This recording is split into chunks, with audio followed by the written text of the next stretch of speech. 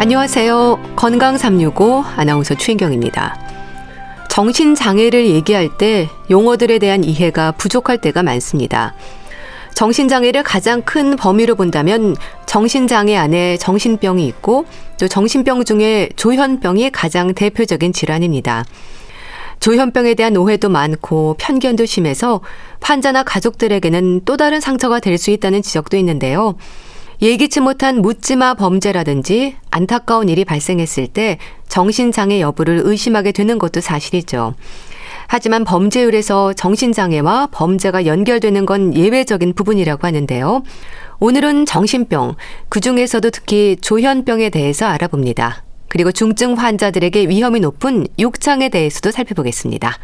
건강 365 장미여관의 너 그러다 장가 못 간다 듣고 시작하겠습니다.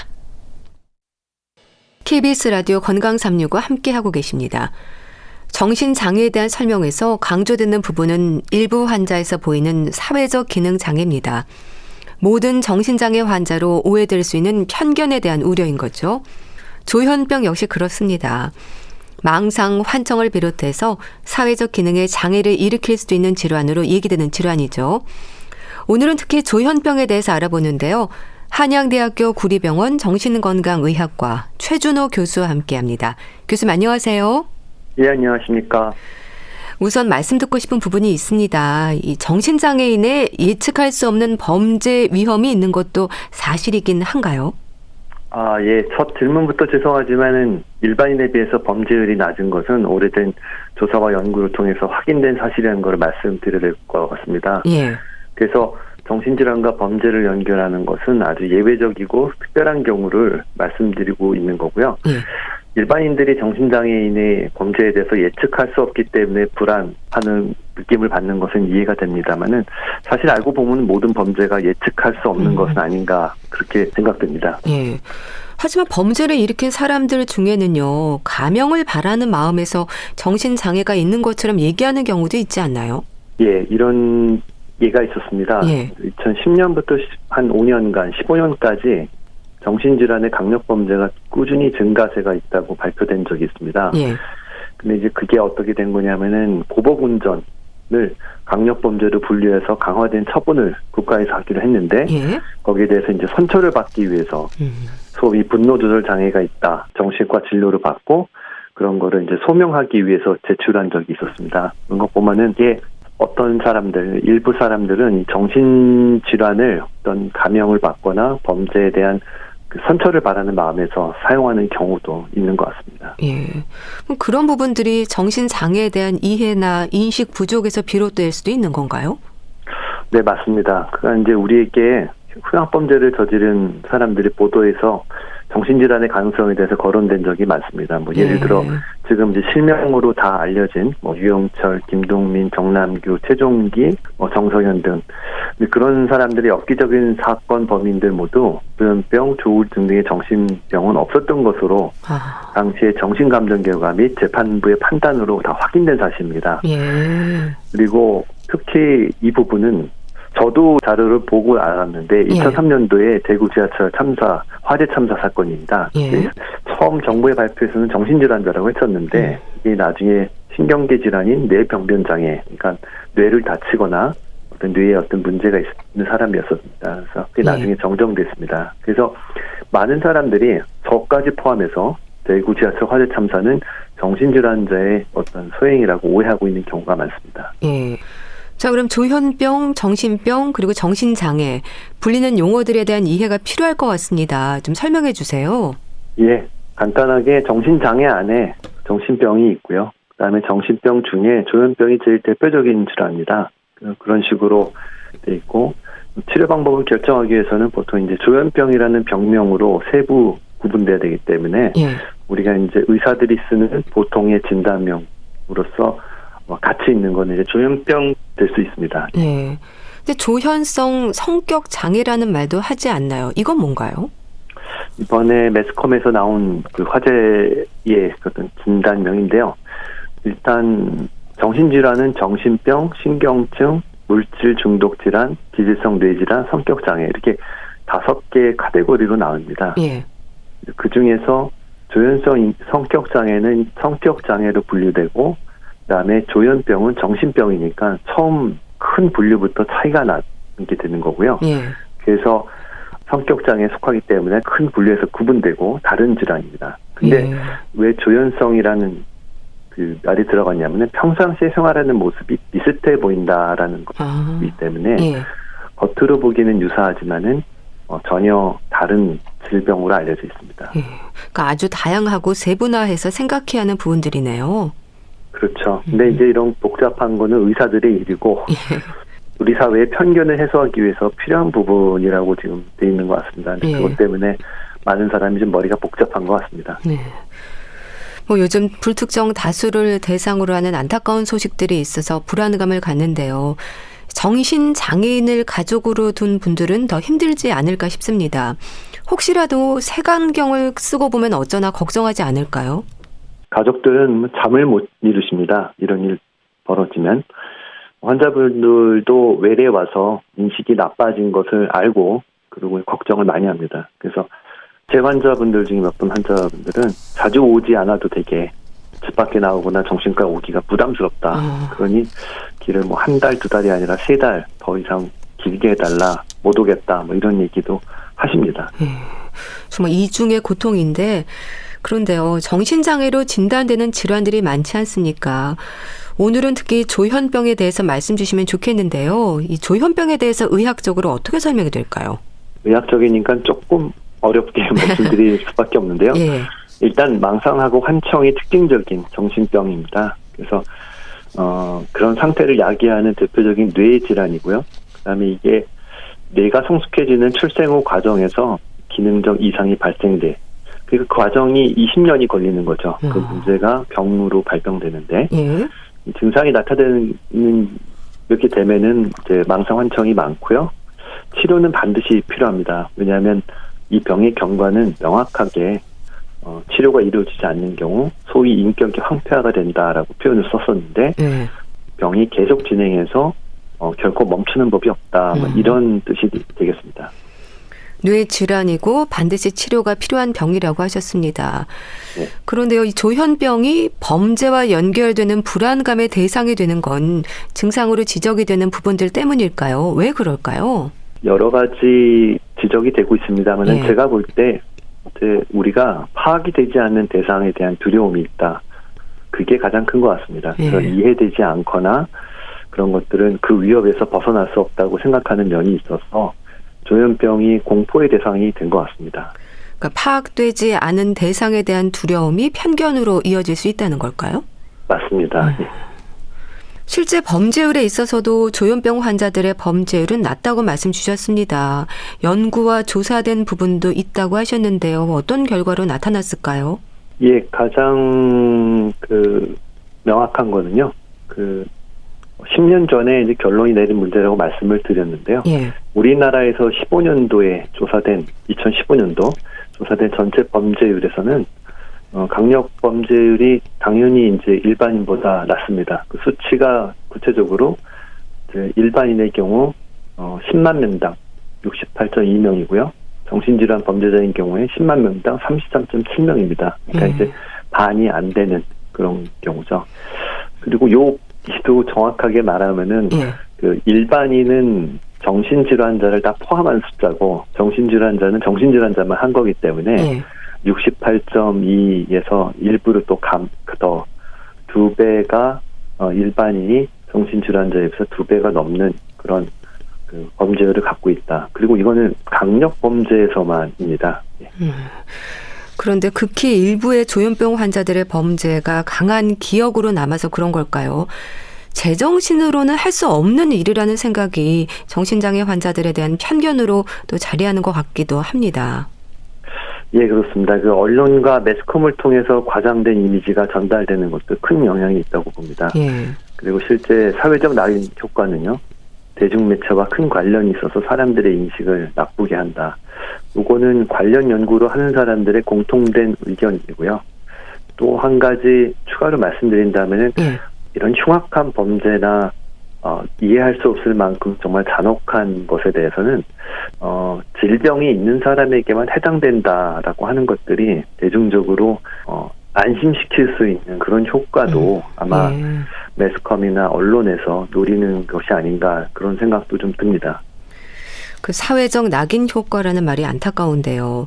근데 조현병으로 인한 증상들 중에서 우리가 흔히 생각하는 두려운 증상도 환자마다 뭐 정도의 차이라든지 좀 다른가요? 망상, 환각, 환청. 조현병이라고 하면 일단 떠올리는 증상이거든요.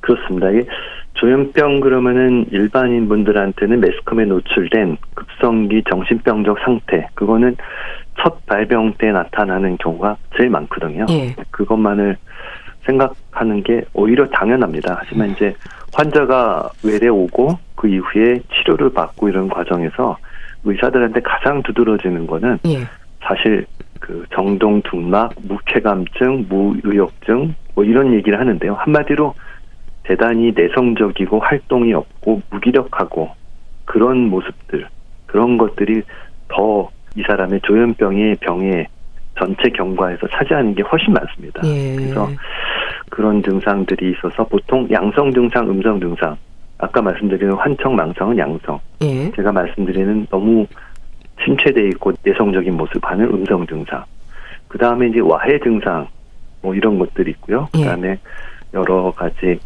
그 모습이 있습니다. 한마디로 이제 조현병은 모습이 되게 다양하게 첫 발병부터 오랜 동안 병을 앓면서 그게 이제 변화되어 오는 병이거든요. 근데 이제 우리는 정말 그 중에서 병의 첫 발병 때 나타나는 양성 증상과 아주 난폭하고 무섭고 예측할 수 없는 그런 아주 짧은 시기만을 기억에 담고 있습니다. 그럼 조현병을 의심할 수 있는 증상들이 보일 때 진단을 통해서 치료를 시작하면 치료 효과는 있는 건가요? 그렇습니다. 일반에게 알려진 것과는 달리 그다음에 그동안에 치료를 받지 않고 검증된 치료를 받지 않은 사람들이 내는 의견들이 더 부정적인 의견들이 많았다고 생각합니다. 하지만 적절하고 전문적인 치료를 받았을 때 조현병은 힘든 병인 것은 맞습니다. 그리고 만성화되기 쉽고, 하지만 조기 발견, 조기 치료라는 것은 어떤 병이나 그 치료의 성과를 극대화할 수 있는 방법인데요. 조현병도 마찬가지입니다. 그래서 조현병에서는 특히 발병 전에 그 2에서 5년간의 전고 증상이라는 시기가 있습니다. 그 시기에 발견해서 면밀히 관찰하거나 또 발병이 되기 전에 미리 치료에 들어갈 수 있다면 이게 굉장히 큰 성과를 보입니다. 이를 주목하는 것이 매우 중요하다고 생각합니다. 그럼 진단을 받아볼 필요가 있는 의심 증상들에 대해서도 짚어주세요. 전고 증상을 딱 몇 가지로 말씀드릴 수 있으면 참 좋은데 이게 심리적인 또 행동상의 변화 이런 것들은 미묘하기 때문에 사실 어렵습니다만은 일단 내성적인 성격 변화, 또 대인관계를 회피하는 그런 행동의 또 변화, 또 사회적인 활동력이 저하되고 간혹 엉뚱하고 설명이 어려운 행동, 또 그런 말들 이런 것들이 나타납니다. 그래서 결국 사회적 기능의 저하가 급격한 경우라고 요약할 수 있고요. 그다음 조현병은 20대 초반에 발병이 되니까요. 그때 사회적 기능의 저하라고 하는 것들은 우리나라처럼 이제 학구열이 높고 교육열이 높은 나라에서는 그런 것들도 일종의 한 가지 물론 이제 잘 하다가 뭐 공부를 안 해서 되는 거 말고 열심히 하는데 잘했던 친구가 그런 것들이 많이 떨어지고 또 사회적으로 많이 위축된다라고 했을 때 그 평가를 받아볼 필요가 있다고 생각합니다. 전고 증상들을 잘 살피는 게 중요하다고 하셨는데 발병 전에 2년에서 5년간이면 전고 증상을 보이는 기간이 짧지 않네요. 그때 초기 치료가 시작이 되는 게 중요하겠어요. 맞습니다. 현재 우리나라의 조현병 유병률은 어느 정도인가요? 어느 나라나 문화권이나 국가와 상관없이 1%로 일정합니다. 그리고 정확한 수치는 우리나라처럼 이제 한 거는 0.86%. 그러니까 이 정도 1% 내외라고 생각하시면 되고요. 100명 중에 1명이라고 보통 표현하는 것은 어느 나라나 뭐 똑같은 그런 표현 방식이 되겠습니다. 유병률이 1%면 100명 중에 1명이라는 얘기인데 낮은 편이 아니네요. 그렇습니다. 그래서 희귀 난치 질환에 한때 분리를 했었는데요. 예. 희귀 질환은 아니라고 볼 수 있고요. 예. 과거에 저희가 젊은 계층의 이 폐결핵이 아주 심했을 때 그때 100명 중에 1명 정도라는 그 유병률이 있었습니다. 그러니 지금은 그거는 이제 완전히 떨어졌는데 예. 이 100명 중에 1명이라는 조현병의 유병률은 항상 일정한 걸로 알려져 있습니다. 예.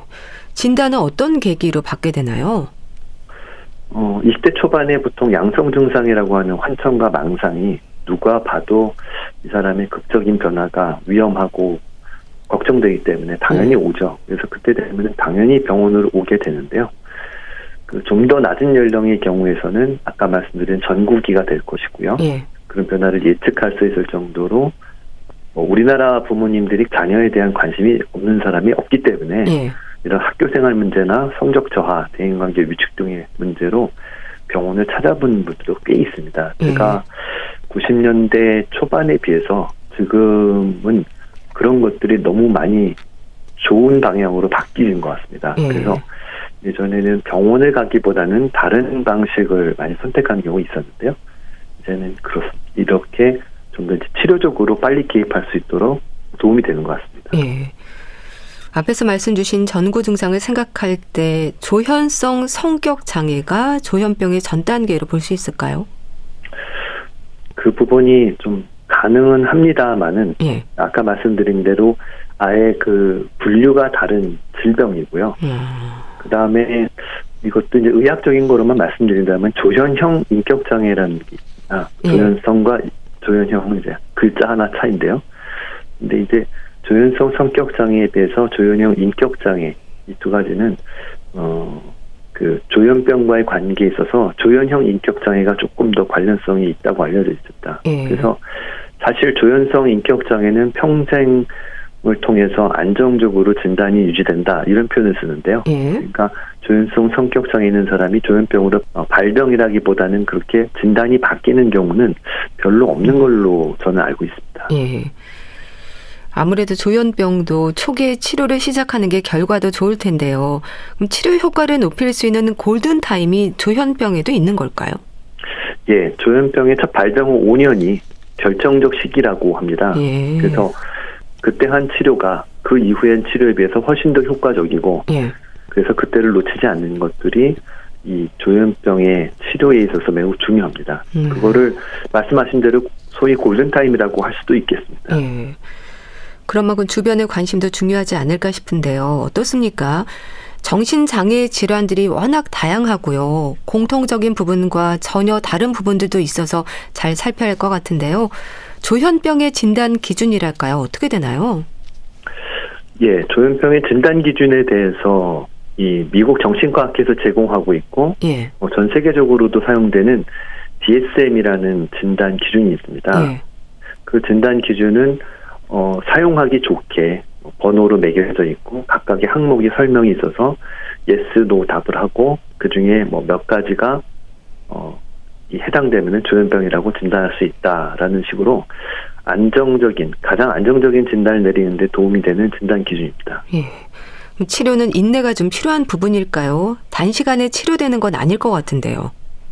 인내와 이해 그리고 이제 배려가 필요하다고 생각합니다.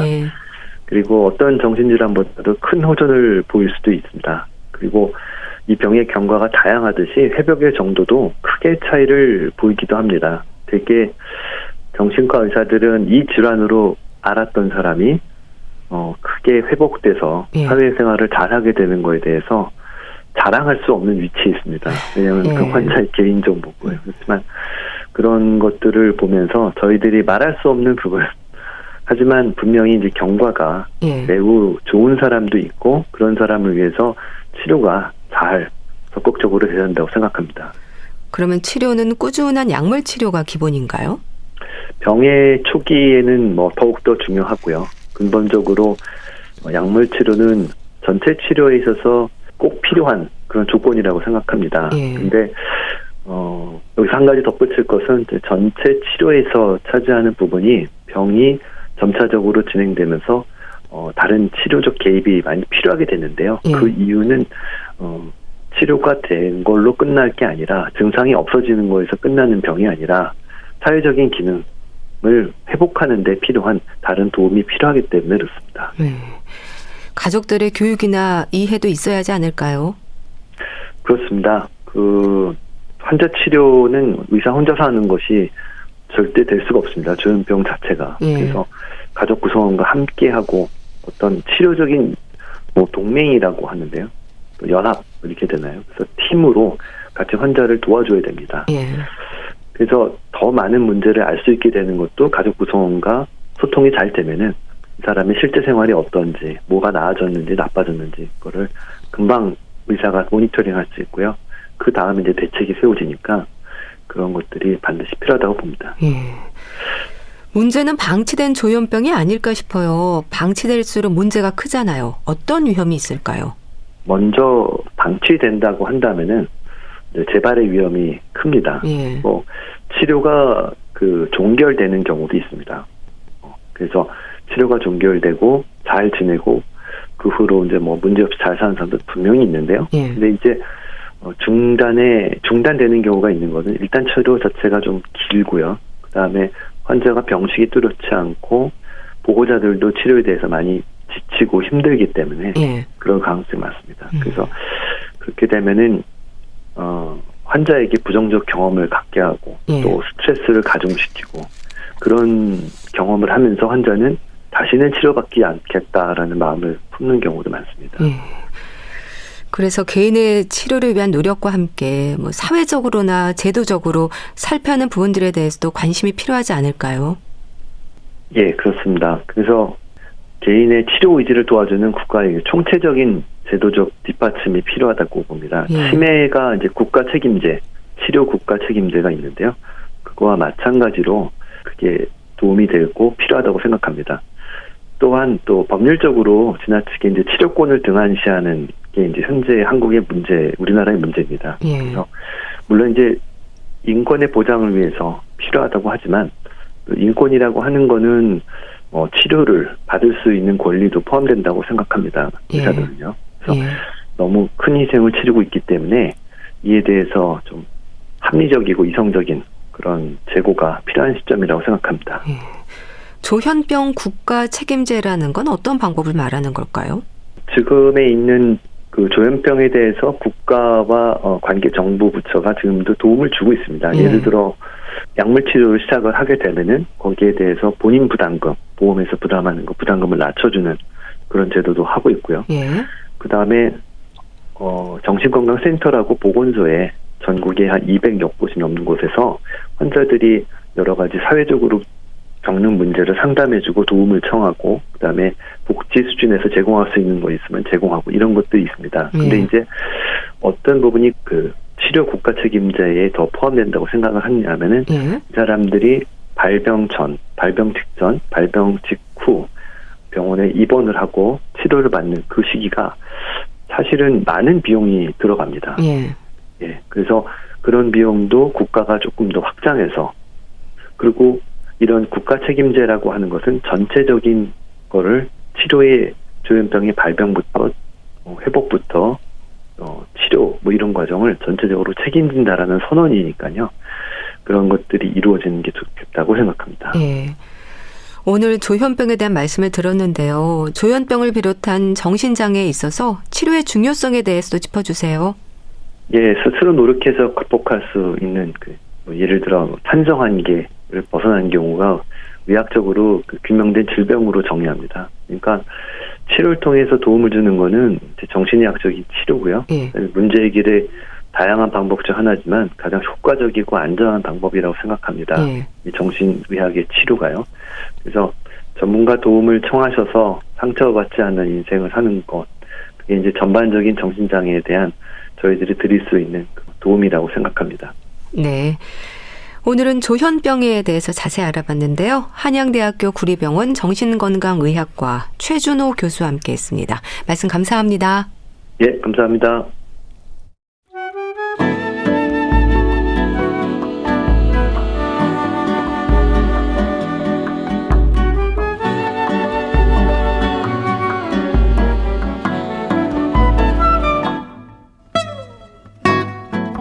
건강한 하루의 시작.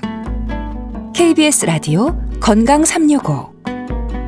최윤경 아나운서의 진행입니다.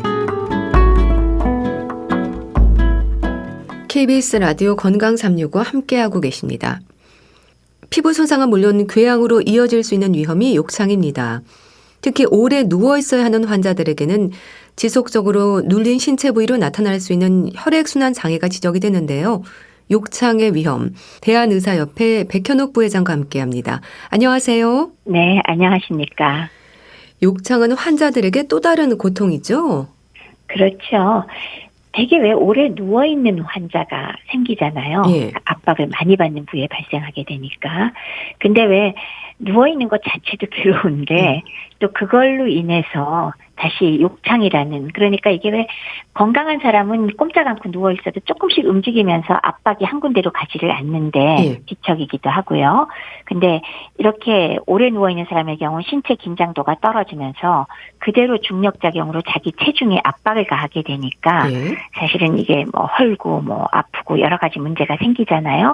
그러니까 진짜 또 다른 고통이라는 게 맞는 거죠. 누워있는 것도 힘든데 또 다시 피부에서부터 파고드는 그런 통증과 또 실제 상처가 나고 문제가 생기니까 상당 또 다른 고통 정도가 아니라 또 심각할 수도 있으니까요. 그래서 문제가 큽니다.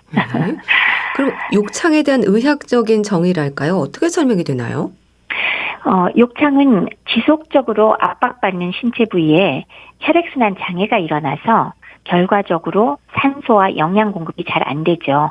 우리 피가 통하지 않으면 당연히 그 부위의 조직이 허혈로 인해서 손상을 받잖아요. 따라서 피부와 피하지방, 근육들에 피가 안 가기 때문에 피부도 손상이 되고 거기에 궤양이 발생해서 시작되는 게 욕창이라고 할 수가 있겠습니다. 그러니까 환자들이 누워있을 때 바닥에 닿는 부위로 발생하게 되는 거죠? 그렇습니다. 그러니까 특히 바닥에 닿는 부위 중에서도 신체에서 튀어나온 곳이 중력작용으로 체중 압박이 많이 가해지면서 거기가 이제 상처가 생기기 시작하는 거죠. 그래서 위치로 말하면은 몸이 아래로 향하는 쪽, 그래서 발뒤꿈치라든지 엉덩이라든지 팔꿈치, 발목, 어깨, 머리 뒤쪽 이런 데가 생기기가 굉장히 쉽죠. 그래서 그쪽으로 무게가 가해지니까 그쪽으로 피가 통하지 않는 그런 결과가 나오는 겁니다. 욕창이 생기는 원인은 혈액순환이 안 되면서 생기는 걸까요? 그렇습니다.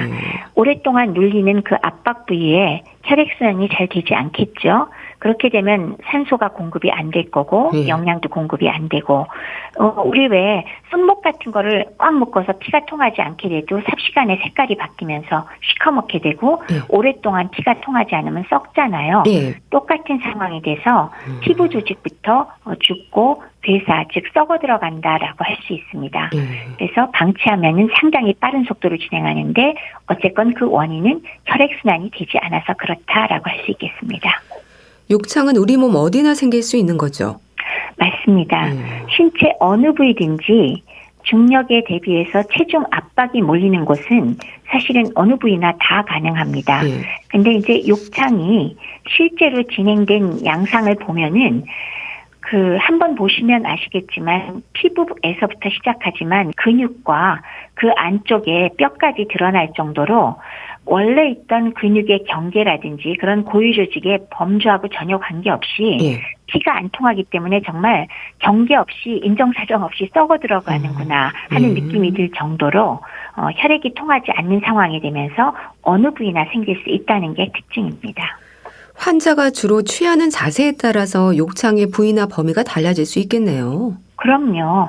신체 어느 부위에 생길 수 있다라는 뜻은 그 많이 취하는 자세, 주로 취하고 있는 자세에 따라서 생기는 부위가 이쪽이 될 수도 있고 저쪽이 있다 하는 건데 공통점은 아까 말씀드렸듯이 가장 체중 압박이 많이 쏘이는 부위다. 그러면 어느 부위가 되겠냐? 그중에서 튀어나온 부위가 당연히 쉽게 생길 것이고요. 그럼 튀어나온 부위가 어디냐? 대부분 뼈가 튀어나온 부위에 피부부터 손상을 입고 발생을 할 수가 있습니다. 그럼 엉치뼈라든지 무릎, 발 뒤꿈치와 같은 뼈를 중심으로도 욕창의 위험은 있을 수 있는 거네요? 그럼요. 아무래도 뼈가 돌출된 부분이 눌리면서 체중을 감당하는 압박이 가해지는 부위의 표피, 피부의 겉부터 손상이 시작되지 않겠어요? 예. 그래서 방금 말씀 주신 엉치뼈라든지 무릎, 발꿈치 같은 뼈, 넓적다리뼈에 왜 큰 돌기 튀어나온 데 있죠? 예. 그다음에 궁둥이 뼈 중에서도 결자처럼 나온 부분, 아니면 무릎이라든지 발 뒤꿈치, 정강이 뼈에서 튀어나온 부분, 이런 부분이 당연히 욕창이 생길 가능성이 높은 곳입니다. 예. 그럼 욕창이 생길 정도면 환자의 움직임이 거의 없었다는 얘기가 아닐까 싶은데요. 어느 정도부터 욕창의 위험은 나타날까요? 일상적으로 우리가 얘기를 할 때 조직에서 말단 부위에 미세한 동맥이 평소 혈압의 2배 압력이 1시간 내지 2시간만 지속되어도 모세혈관이 막힌다고 합니다. 예. 그래서 혈전이 생기고 저산소증이 발생한다라고 얘기를 하는데요. 예.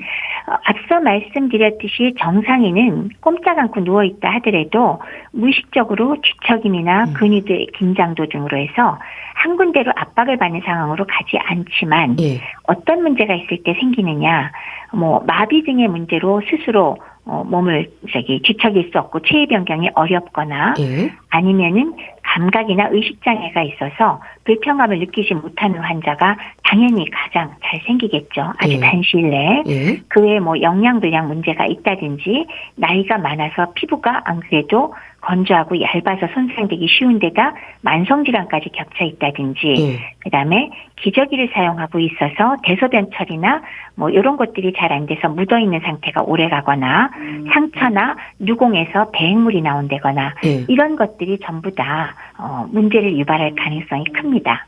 그래서 확인하는 방법, 말하자면 사정 도구라 그러는데요.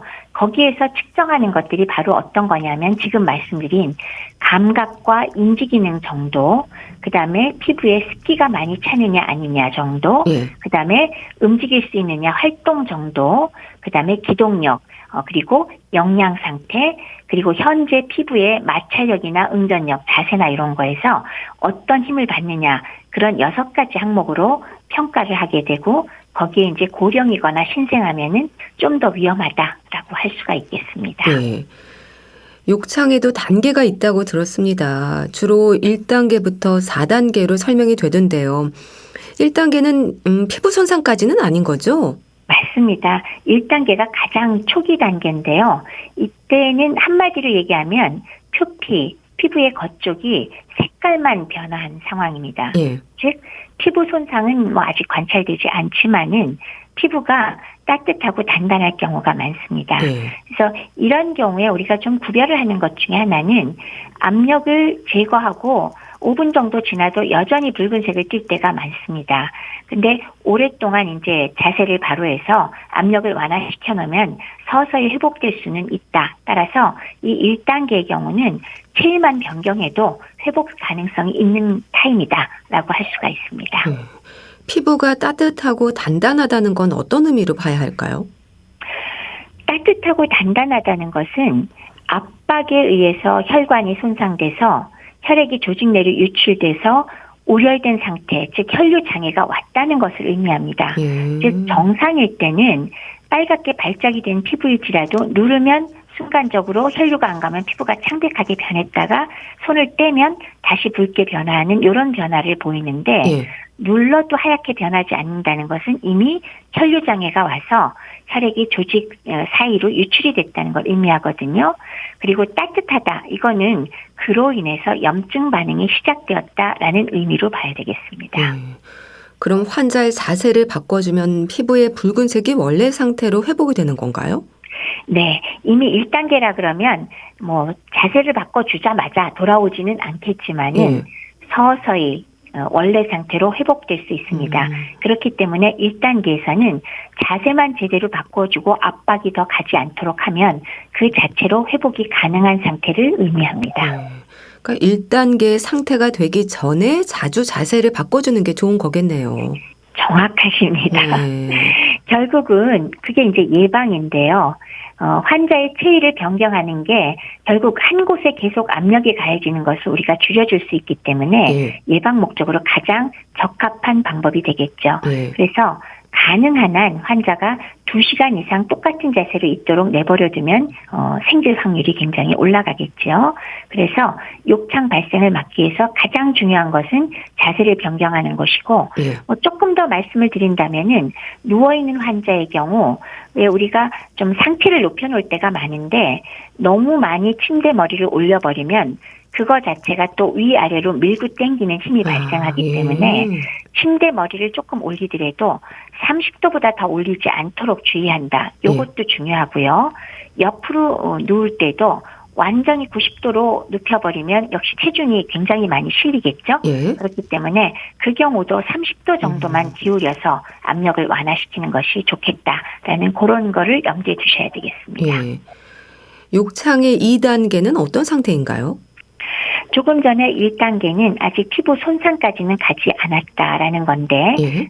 2단계는 부분적으로 피부의 부분층이 소실된 건데 피부의 가장 거친 표피와 그리고 진피, 그 바로 아래에 일부까지도 손상이 된 것을 의미합니다. 그래서 대체로 분홍색이나 붉은 색깔을 띌 때가 많고요. 예. 거기에서 조금 더 진행되면 피부에 찰과상 그리고 물집 같은 것이 보일 수가 있습니다. 예. 그리고 이 경우는 압력이 완화되면 역시 회복될 수는 있지만 그럼에도 불구하고 1단계보다는 당연히 시간이 더 걸리겠죠. 예. 통증은 없나요? 통증도 물론 생길 수가 있습니다. 지방층까지 침범을 하면 통증이 유발되고 국소적인 통증이 비교적 심한 단계가 바로 오히려 2단계에서 가장 심하다고 말을 할 수가 있고요. 마찬가지로 물집까지 생기면서 도종도 굉장히 심하게 나올 때가 많거든요. 그래서 가장 염증 반응이 심하게 본인이 느낄 수 있는 시기가 2단계가 되겠습니다. 예. 참 물집만으로도 힘들 것 같은데요. 3단계, 4단계 상태는 어떨까요? 이제 거기서 더 진행이 되면은 3단계로 넘어가는데 피하 조직까지 아까는 왜 표피, 진피라 그랬잖아요. 네. 겉부분의 피부 쪽의 문제지만 3단계는 피하 조직까지 괴사, 즉 썩어 들어가기 때문에 아주 나쁜 냄새가 나는 악취를 동반한 삼출물, 액이 막 줄줄 흘러나오게 되는데 이렇게 3단계로 일단 넘어가 버리면은 통증이 사라집니다. 그렇지만은 주변에 부종은 심하고 괴사 조직이 많이 있기 때문에 오히려 이렇게 공동, 이렇게 파이는 그런 것들이 관찰될 때가 많죠. 여기서 더 진행이 되면 4단계로 넘어가게 되고 이때에는 피하 조직만이 아니라 더 파고 들어가서 근육 그리고 심줄, 관절까지도 그리고 뼈의 겉까지도 그 조직에 광범위하게 괴사가 일어나기 때문에 이럴 때 문제점은 감염이 동반되면서 폐혈증 같은 심한 부작용으로 사망에 이를 수도 있는 그런 심각한 상태다. 그리고 4단계의 경우는 치료도 좀 더 적극적인 피부 이식과 같은 그런 수술 치료도 필요할 정도로 좀 심각한 상태라고 얘기를 할 수가 있겠습니다. 그러니까 괴사가 일어나는 3단계부터는 회복하기까지 시간이 걸리겠어요. 그렇죠. 3단계의 경우에 그 괴사 조직을 일단 제거를 하고 열심히 치료해도 적어도 몇 달 정도는 걸리는 걸 염두에 두셔야 돼요. 한 달에서 6개월 정도라고 보통 생각을 하는데 평균 3개월 정도는 기본으로 잡으셔야 할 거고요. 4단계는 치료를 매우 잘했을 때 짧으면 6개월, 길면은 1년이 넘어서 2년까지도 걸릴 수가 있습니다. 욕창에 대한 수술적 치료가 필요한 경우도 생기는 거죠? 4단계가 왜 근육, 뼈, 관절, 힘줄까지 주변 지지 조직에 광범위하게 괴사가 일어난다고 말씀을 드렸거든요. 이때에는 피부 이식과 같은 수술적 치료를 하지 않으면 사실은 상처가 아물기가 매우 어렵습니다. 그래서 4단계는 원칙상 수술이 필요하다라고 생각을 하셔야겠습니다. 참 이 욕창을 생각할 때 환자의 고통과 함께 감염도 걱정이 되는데요. 감염을 비롯한 부작용의 위험도 크지 않습니까? 맞아요. 왜 허열로 시작해서 조직이 손상돼서 완전히 죽어버리는 거 그걸 괴사라고 하잖아요. 그러면 이 괴사된 조직에는 혈류가 전혀 흐르지를 않죠. 근데 이곳에 세균 감염이 되면 혈류가 흐르지 않으니까 완전히 세균의 온상이 되면서 국소적으로 회복 불능 상태가 되겠죠. 그렇기 때문에 이 괴사된 조직을 잘 걷어내고 약을 쓰지 않으면 이곳을 감염시킨 세균이 결국은 온몸을 돌아다니면서 피를 통해서 돌아다니는 폐혈증이 되게 됩니다. 예. 특히나 욕창이 바로 이 폐혈증, 균혈증의 원인이 될 때는 사망률이 무려 60%니까 엄청난 사망률입니다. 따라서 상당히 심각한 상태가 될 수 있다는 이야기입니다. 예. 욕창은 예방이나 치료 모두 관심이 중요할 것 같은데요. 그러니까 욕창이 생겼을 때 빠른 치료가 이루어져야 피부 재생 부분도 기대할 수 있는 거잖아요. 그렇죠. 욕창이 생겼을 때 가령 1단계 같은 경우는 사실 그때부터라도 자세만 제대로 바꿔줘도 체위만 바꿔줘도 사실은 치료와 예방이 가능한 상태거든요. 예. 근데 진행이 될수록 점점 더 치료 기간이 길어지는 거는 말씀을 드렸고요. 근데 그러기 위해서는 가장 중요한 것이 항상 관심을 가져야 됩니다. 돌봐주는 분들이. 그래야만 예방도 가능하고 초기에 발견이 가능하겠죠. 그래서 생겼을 경우에는 속히 치료를 올바르게 시작하여야 피부 재생을 돕고 더 이상 악화되어서 부위가 커지는 것을 막을 수 있습니다. 예. 베개라든지 깔고 있는 패드도 살펴야겠죠? 그럼요. 가령 너무 침구가 거친 표면이다. 이러면 또 마찰력으로 손상을 입기가 쉽거든요. 예. 그것은 옷도 마찬가지입니다. 심지어는 옷이나 침구가 접힌 부분이 있는지도 살펴야 됩니다. 예. 꼼짝 못하고 누워 계신 분은 그 접힌 주름 자국으로도 역시 상처가 날 수가 있거든요. 그래서 침대 시트 같은 경우는 항상 건조하고 팽팽하게 유지하라. 이런 얘기도 저희가 말씀을 드리곤 하고요. 또 옷과 침구에 위생관리를 잘 신경 써야 되는데 무슨 뜻이냐. 땀이나 대소변 등에 젖어 있고 오염되어 있는 걸 내버려두면 역시나 피부 손상이 오기가 쉽기 때문에 항상 신경을 써주셔야 되고요. 그거 외에 뼈가 튀어나온 부분이 바닥에 눌리지 않게 미리부터 발 뒤꿈치 같은 주변은 베개나 스티로폼 패드 같은 걸 이용해서 환자 자세를 유지시켜주면 상처가 날 가능성이 훨씬 줄어들 수 있습니다. 예. 휠체어에 앉아있을 때도 살펴야 하는 부분은 있지 않을까 싶은데 어떨까요? 맞아요. 휠체어에 앉아있을 정도면 괜찮은 거 아니냐. 저도 괜찮다고 말씀을 드리고 싶은데 그것도 간신히 간신히 앉아있는 분들 계시거든요. 그러니까 앉혀놓으면 움직이지 못하는 분들. 그렇기 때문에 가급적이면 15분마다 스스로 조금이라도 힘을 쓸 수 있는 분은 의식적으로 한 1초나 5초라도 환자 자신이 의자에서 조금 몸을 좀 세워보고 좀 이렇게 몸을 지켜보는 그런 노력은 하면 좋겠는데 그러한 체위 변경이 불가능하다면 아무리 못해도 적어도 1시간마다 체위를 변경시켜 주시는 게 필요합니다. 예. 욕창 부위의 피부 관리는 어떤 치료들로 진행이 될까요? 욕창의 경우, 피부 관리의 경우는 우선 욕창이 생길 수 있는 모든 환자의 경우, 그러니까 위험군에 속하는 환자는 적어도 하루에 한 번 몸 전체 피부를 관찰을 한번 해주셔야 되겠어요. 근데 특히나 자세히 봐야 될 곳이 있겠죠. 뼈가 튀어나온 부위들, 잘생기는 부위들, 그리고 대소변이 닿는 엉덩이 주변 등을 항상 적어도 하루에 한 번은 살펴보시고요. 그리고 두 번째는 피부의 자극과 건조를 최소화하기 위해서 따뜻한 물과 자극이 적은 부드러운 세정제로 항상 깨끗하게 유지시켜 주셔야 됩니다. 그리고 주변 환경을 청결하게 해주시고요. 세 번째는 지나치게 건조한 환경이나 지나치게 낮은 온도 또한 주의하셔야 되고 또 피부가 건조해지는 것을 막기 위해서 요새 좋은 보습제들 많거든요. 그래서 수분을 유지하면서 보습제를 사용할 수 있겠고요. 아울러서 소변이나 대변, 실금이나 기저귀를 차는 분들은 그런 게 소대변에 오랫동안 피부가 노출되지 않게 자주자주 살펴보고 갈아주셔야 돼서 결과적으로 마찰과 견인, 땡겨지는 거, 피부가 땡겨지는 것을 최소화시키는 거, 이런 것이 피부 관리의 기본이 되겠습니다.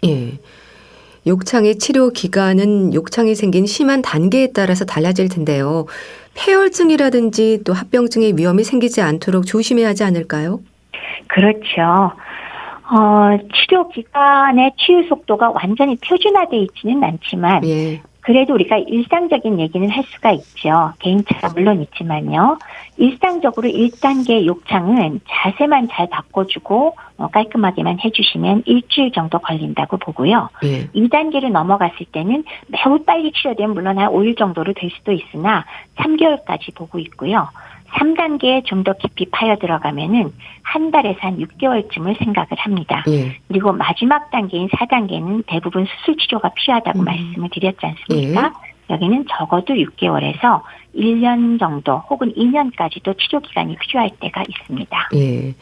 참 욕창은 1단계로도 가지 않도록 예방이 가장 중요하지 않겠습니까? 욕창을 방지하기 위해서 환자를 돌보는 분들이 해야 할 일이랄까요? 좀 정리해 주세요. 우선 첫 번째는 발생 원인이 생기지 않고 최소화하려면 어떻게 해야 되겠습니까? 결국은 욕창이 발생할 수 있는 그런 부위의 압력을 감소시키는 여러 가지 방안, 욕창 매트를 쓴다든지 보조기구 등을 쓰는 것을 염두에 두시고요.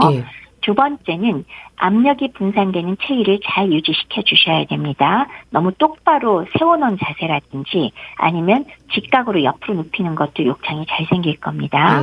세 번째는 휠체어를 이용하실 때 역시 적절한 체위를 유지하고 1시간 이상 꼼짝도 않고 앉아있게 내버려 두시면 안 됩니다. 그리고 네 번째는 누워 계시는 분의 경우는 적어도 2시간마다 체위를 변경시켜 주시고요. 다섯 번째는 습기 조절을 잘 해주셔서 축축하게 되지 않도록 하지만 역으로 너무 피부가 건조해도 문제니까 필요하면 보습제 같은 거 쓰도록 하시고요. 여섯 번째는 당연한 얘기지만 피부의 위생 상태 청결하게 해주시고 적절하게 운동을 시켜주셔야 역시 혈액순환에 도움이 될 거고요. 그리고 필요하다면 환자에 따라서 마사지가 도움이 될 수 있고 마지막으로 정말 중요한 게 있는데 영양 상태를 살펴서 영양 불량이 되지 않도록 하는 것 이것이 중요합니다. 네. 욕창의 위험에 대해서 말씀 들어봤는데요. 대한의사협회 백현옥 부회장과 함께했습니다. 감사합니다. 네, 고맙습니다. 박남정의 사랑의 불시착 보내드리면서 인사드릴게요. 건강365 아나운서 최인경이었습니다. 고맙습니다.